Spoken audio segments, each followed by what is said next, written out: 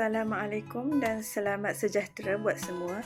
Kami dari kumpulan 6 akan membentangkan usulan kajian tindakan PDPC kami. Tajuk usulan kajian tindakan kami adalah meningkatkan kemahiran fakta menggunakan kaedah SIFU berasaskan pembelajaran abad ke-21 bagi mata pelajaran sejarah tingkatan 1. Kumpulan kami terdiri dari 5 orang ahli kumpulan.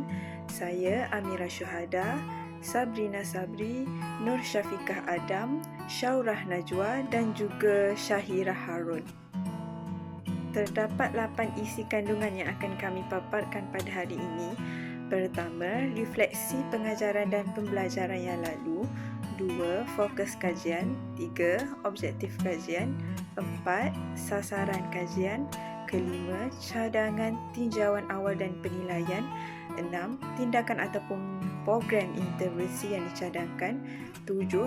Jadual pelaksanaan kajian dan akhir sekali iaitu anggaran perbelanjaan.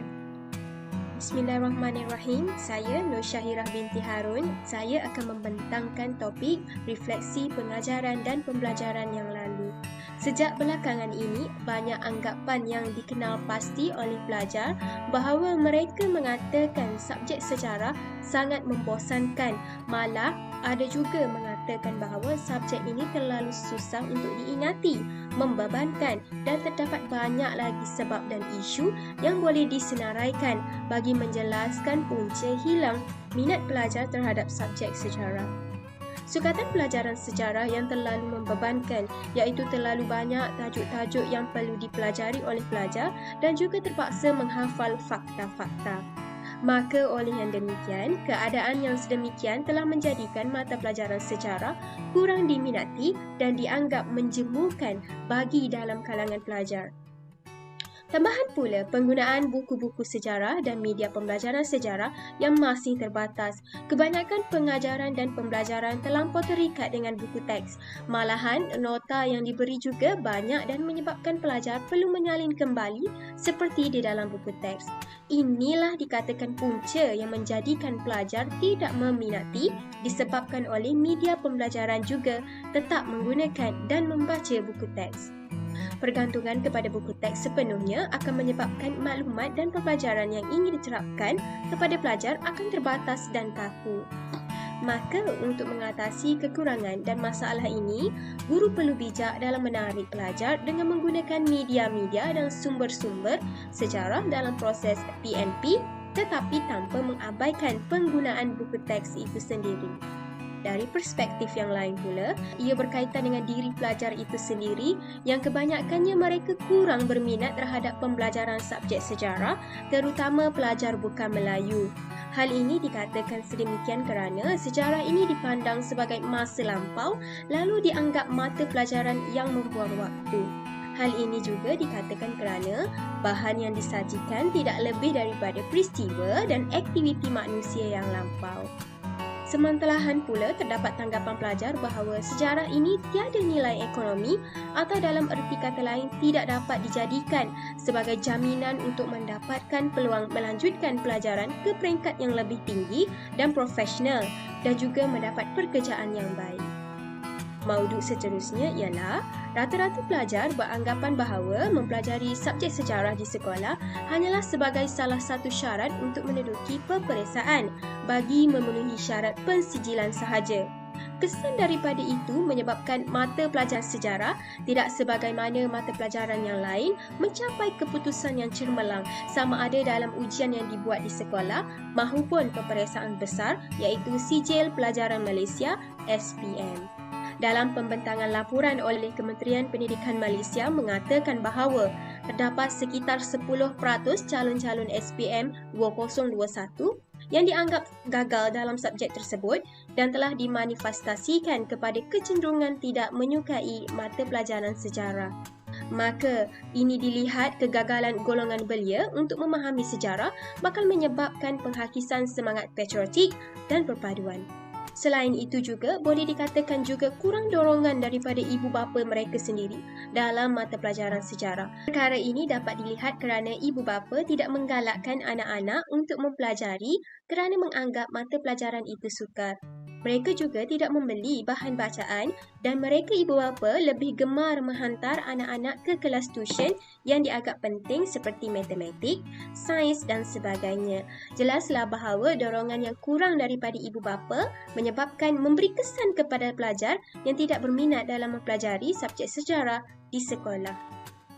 Dari sudut yang terakhir ialah kaedah pembelajaran kurang membentuk daya intelektual pelajar. Hal ini demikian kerana guru lebih mementingkan ingatan kepada tarikh dan fakta serta membuat rumusan tanpa melatih pelajar dalam berfikir secara takkulan sejarah. Maka, guru perlu mengubah cara-cara PNP dalam mempelajari subjek ini dengan mengutamakan fakta. Oleh itu, guru perlu kreatif dalam proses PMP seperti menayangkan imbasan, menggunakan peta minda atau tayangan video seperti contoh filem Mak Kilau. Saya Nusyawarah Najwa Muhammad Sabri akan membentangkan fokus kajian. Fokus kajian ini adalah untuk mengkaji 8 orang pelajar tingkatan 1 yang menghadapi masalah dalam mata pelajaran sejarah apabila pelajar mendapat keputusan yang lemah dalam ujian pertengahan tahun dan mereka menghadapi masalah mengingati fakta-fakta dalam mata pelajaran sejarah kerana terlalu banyak yang perlu diingat. Seterusnya, kajian ini tertumpu kepada keupayaan pelajar menggunakan satu kaedah SIFU dalam meningkatkan kefahaman mata pelajaran sejarah. Seterusnya, mari kita lihat kepada objektif kajian. Ia terbahagi kepada umum dan khusus. Objektif umum adalah untuk menggalakkan penggunaan kaedah SIFU, iaitu sahabat ingatkan fakta untukku, dalam meningkatkan kefahaman dan ingatan pelajar tingkatan 1 dalam mata pelajaran sejarah berasaskan pembelajaran abad ke-21. Manakala objektif khusus iaitu pertama, menerapkan elemen pembelajaran abad ke-21 dalam kalangan pelajar tingkatan 1. Kedua, meningkatkan pencapaian pelajar menggunakan kaedah SIFU melalui aktiviti pembelajaran abad ke-21 dalam kalangan pelajar tingkatan 1. Dalam pelaksanaan kajian ini, sasaran yang disepakati oleh pengkaji adalah melibatkan 8 orang pelajar tingkatan 1 Mahat Al-Sabirin yang mendapat keputusan yang lemah dalam ujian pertengahan tahun. Pelajar itu terdiri daripada 3 orang lelaki dan 5 orang perempuan. Baik, seterusnya untuk cadangan tinjauan awal, kajian kami telah menggunakan 3 instrumen, iaitu pertama sekali melalui kaedah ujian. Untuk kaedah ini, kami menggunakan ujian pra-kefahaman dan ujian pasca kefahaman. Okey, untuk kaedah kedua iaitu kaedah pemerhatian, kami melakukan pemerhatian berdasarkan tingkah laku pelajar yang terdiri daripada elemen asas PAK 21 iaitu elemen komunikasi, kolaboratif, pemikiran kritis, kreativiti serta aplikasi nilai murni dan etika. Seterusnya, instrumen yang terakhir kami gunakan adalah melalui kaedah temu bual. Dalam kajian ini, kami telah menemu bual kurus sejarah secara bersemuka dan transkrip temu bual juga telah direkodkan sebagai bukti. Okey, kemudian adalah cara kami membuat pengumpulan data. Baik, sebelum intervensi ini dilakukan, kami telah melakukan ujian pra-kefahaman pada 8 orang pelajar tingkatan 1 yang telah mendapat keputusan yang lemah dalam pertengahan tahun. Ujian ini dilakukan adalah untuk melihat sejauh mana pengetahuan serta kemahiran pelajar itu sendiri. Okey, setelah ujian ini dijalankan, markah ujian pra akan direkodkan. Selain itu juga, ujian pra ini adalah dalam berbentuk kuis ringkas yang telah diberikan kepada kumpulan sasaran itu tadi. Tujuannya adalah untuk mengesan sejauh mana kefahaman dan ingatan mereka dalam mata pelajaran sejarah iaitu topik zaman air batu. Namun, pelajar hanya dibenarkan merujuk nota yang dibuat secara konvensional dan menghafal sahaja. Baik, seterusnya semasa program intervensi atau dikenali sebagai SIFU, sahabat ingatkan fakta untukku ini dijalankan, kami akan membuat pemerhatian ke atas 8 orang pelajar yang sedang mengikuti program ini. Kemudian, selepas intervensi ini dilakukan, ujian pasca akan dijalankan untuk melihat sejauh mana pemahaman mereka mengenai topik zaman air batu yang mereka telah pelajari, serta markah mereka kemudiannya akan direkodkan untuk dianalisis. Seterusnya, pencapaian objektif juga akan ditentukan setelah selesai kedua-dua ujian. Untuk cadangan penilaian, bagi ujian prakefahaman, pertama sekali, pelajar diminta untuk membaca buku sejarah iaitu topik zaman air batu. Kedua, ujian prakefahaman akan dilaksanakan pada 8 orang pelajar sasaran ini. Dan yang ketiga, guru kemudiannya akan menilai tahap kefahaman pelajar dalam bentuk pemarkah. Okey, seterusnya untuk dapatan tinjauan awal analisis ujian prakefahaman, kami dapati sebanyak 50% pelajar berjaya menjawab soalan aras rendah. Namun, kesemua pelajar tidak mampu menjawab soalan aras tinggi. Jadi kesimpulannya, kesemua pelajar ini tidak dapat menguasai kemahiran dalam menjawab soalan sejarah yang melibatkan soalan aras rendah dan aras tinggi. Jadi mereka akan menjalani program intervensi bagi meningkatkan penguasaan kemahiran mereka dalam menjawab soalan sejarah. Okey, kemudiannya untuk dapatan tinjauan awal, ujian analisis pemerhatian. Sebelum intervensi ini dilakukan, kesemua pelajar masih tidak mencapai kriteria tingkah laku pelajar yang telah ditetapkan ataupun diterapkan dalam PAK 21, iaitu antara elemennya adalah elemen komunikasi, elemen kolaboratif, pemikiran kreatif, kreativiti serta elemen aplikasi nilai murni dan etika. Seterusnya adalah tindakan program intervensi yang dicadangkan. Program intervensi ini adalah untuk menguji 8 orang pelajar yang lemah dalam subjek sejarah. Pelajar ini akan dibahagikan kepada 2 kumpulan yang setiap satunya diwakili oleh 4 orang pelajar. Yang mana kaedah yang digunakan untuk menguji mereka adalah kaedah simultaneous round table. Pelajar akan diberi tajuk iaitu ciri-ciri zaman air batu akhir yang merujuk kepada buku teks muka surat 35 dan 34. Berikut merupakan kertas yang akan diedarkan kepada setiap kumpulan, yang mana setiap kumpulan akan diberikan 3 ciri-ciri zaman air batu akhir, dan setiap ahli kumpulan tersebut haruslah mengisi idea mereka berkenaan dengan tajuk yang sedang dibincangkan. Berikut merupakan cara-cara pengaplikasian simultaneous roundtable, yang mana pelajar pertama akan mengambil kertas yang diedarkan dan menulis idea yang berkaitan dengan tajuk yang dibincangkan.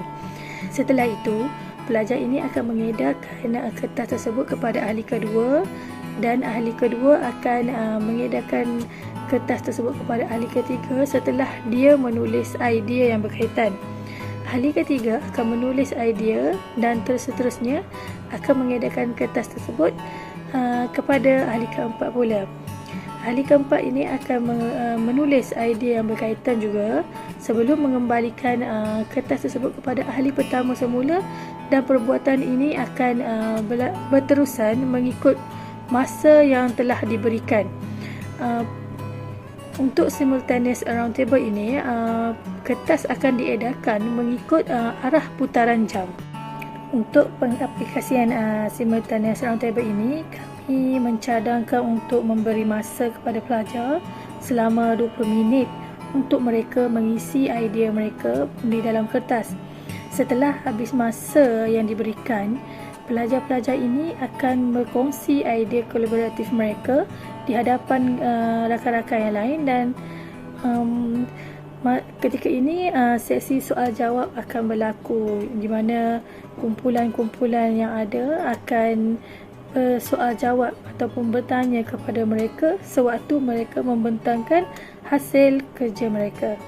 Berikut merupakan borang senarai semak program SIFO, yang mana borang ini digunakan untuk mencatat pemerhatian dan mengetahui kemajuan setiap pelajar sepanjang program intervensi dijalankan.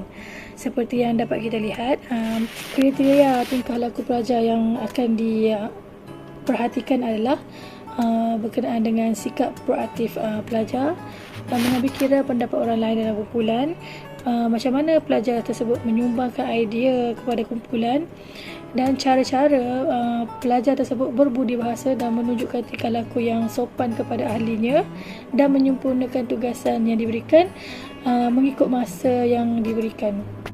Baik, saya Amira Syuhada akan menerangkan jadual pelaksanaan kajian kami. Terdapat 8 langkah bagi melaksanakan kajian tindakan ini. Pada peringkat permulaan bulan September, kami telah mengenal pasti masalah. Ianya penting untuk dikenal pasti supaya kami yakin dengan isu kajian benar berlaku di sekolah tersebut. Seterusnya, kami mengumpul data dengan membuat tinjauan awal di sekolah tersebut pada bulan Oktober. Ini supaya maklumat yang kami dapat lebih terperinci dan jelas. Kemudian, kami mula merancang pelan tindakan untuk membangunkan simultaneous turning table pada bulan November. Pada bulan Disember pula, kami membentangkan proposal kajian tindakan kami. Pada perancangan kami, selepas ianya diluluskan, kami akan terus menjalankan program intervensi pada bulan Januari kepada murid yang bermasalah di sekolah tersebut bagi analisis data, refleksi laporan dan juga laporan kajian tindakan. Kami merancang untuk menyiapkannya pada bulan Februari nanti. Yang terakhir adalah anggaran kos perbelanjaan untuk program SIFO, yang mana bahan-bahan yang digunakan adalah kertas berwarna, pen, pensel dan juga marker pen, yang menelan kos sebanyak RM13. Sekian, terima kasih.